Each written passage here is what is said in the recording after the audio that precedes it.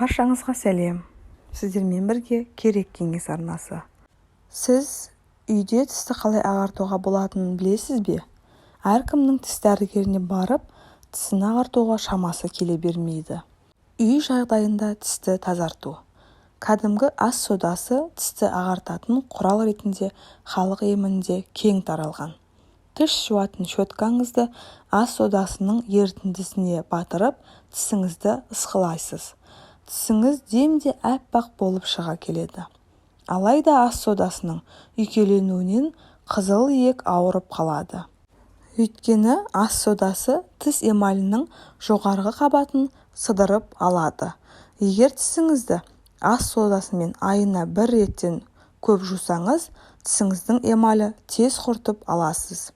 Тісіңіз ыстыққа да, суыққа да тез әсер алып, сезімтал болып қалады.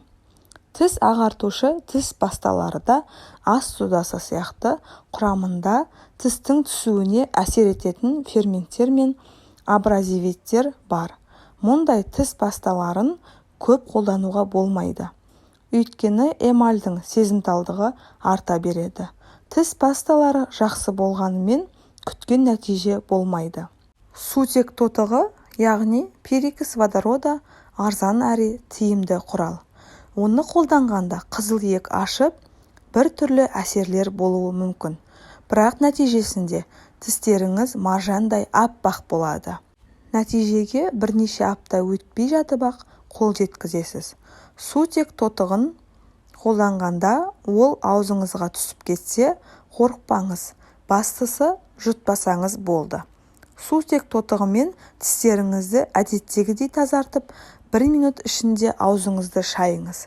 Немесе сутек тотығына мақтаны батырып алып, тісіңізді тігінен, көлденеңінен ысқылаңыз. Құлпынай мен қой бүлдірген. Құлпынай мен басқа да жеміс-жидектердің тісті керемет ағартатынын көп адам біле бермейді. Бұл жеміс-жидектердің құрамында глюкоза мен қышқыл болғандықтан артынан тісіңіздің құрамында фтор бар тіс пастасымен жуыңыз. Жеміс-жидектер тісіңіздің суы шыққанша тигізіп тұруыңызға немесе ысқылауыңызға болады. Үйде дайындалған тіс пастасы. Тісті үй жағдайында ағартудың ең тиімді жолы өзіңіз дайындаған тіс пастасы. Ас содасы, сутек тотығы, ас қасық тұзбен кішкене көлемдегі тіс пастасын араластырып, әдеттегідей тісіңізді жуып жүріңіз. Тісті ағарту туралы сұрақтарыңыз болса, комментарий бөліміне жаза кетіңіздер. Сіздермен болған керек кеңес арнасы. Арнаға тіркеліп, лайк басып, қоңыраушаны басуды ұмытпаңыздар. Рахмет. Келесі видеода кездескенше.